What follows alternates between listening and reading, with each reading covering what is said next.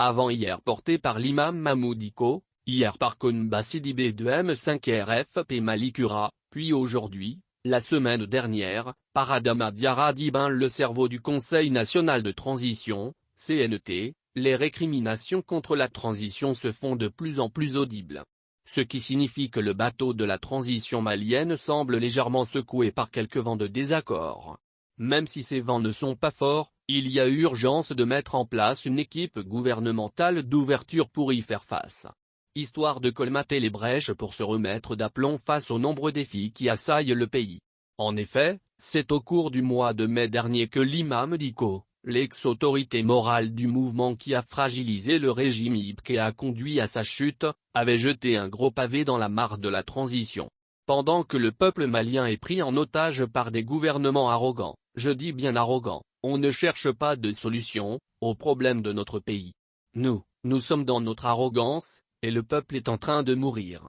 Des propos qui avaient piqué au vif sans aucune réponse concrète. Ce fut le tour du M5 RFP Malikura des Koumba Sidibé, Mohamed Ali Batili, Madame Sikadia Tousso, Modibo Sidibé et d'autres de donner de la voix sur la marche du pays. Non sans insister sur le fait que la situation sécuritaire du pays s'est fortement détériorée. Après ces griefs récemment épluchés par la tendance dite Malikura du mouvement M5 RFP, c'est le tour du président de l'association Yareo Olo debout sur les remparts, Adama Diarra Dibin le cerveau, membre du CNT, de dégainer contre la gestion du pays durant ces derniers mois. Quelle mouche a pu piquer ce soutien de première heure du pouvoir de transition? Il se joint ainsi au Koumba Sidibé, Mohamed Ali Batili et autres qui deviennent de plus en plus critiques de la gouvernance.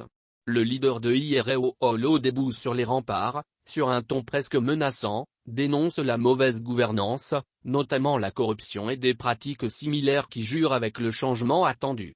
Parmi ces pratiques, il cite des recrutements frauduleux à la police, à la Caisse nationale d'assurance maladie, Canaon, la corruption au sein du CNT, du gouvernement et à la présidence de la République du Mali. Avant d'inviter le gouvernement à abandonner son projet de port obligatoire de casque, qui entrera en vigueur en janvier 2023. Non sans manquer de qualifier cette mesure gouvernementale d'impopulaire par ces temps de vie chère, où l'État est incapable de fournir le marché national en denrées de première nécessité pour soulager la souffrance des Maliens.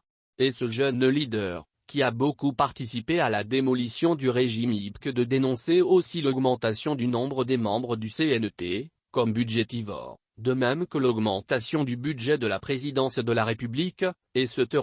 Ces prises de position ajoutées aux critiques de ces dernières semaines sur les tentatives de musellement de la presse, les menaces de grève, comme celle des étudiants, celle des magistrats constituent une véritable cure d'amaigrissement à la majorité au pouvoir de transition. Cela doit alerter le chef de l'État et son Premier ministre par intérim à rectifier rapidement le tir, pour conduire le pays à bon port. Cela doit passer par des gestes forts rassembleurs. Par exemple, un discours à la nation du chef de l'État pour démontrer qu'il est à l'écoute du peuple et remobiliser les forces vives au chevet de la patrie.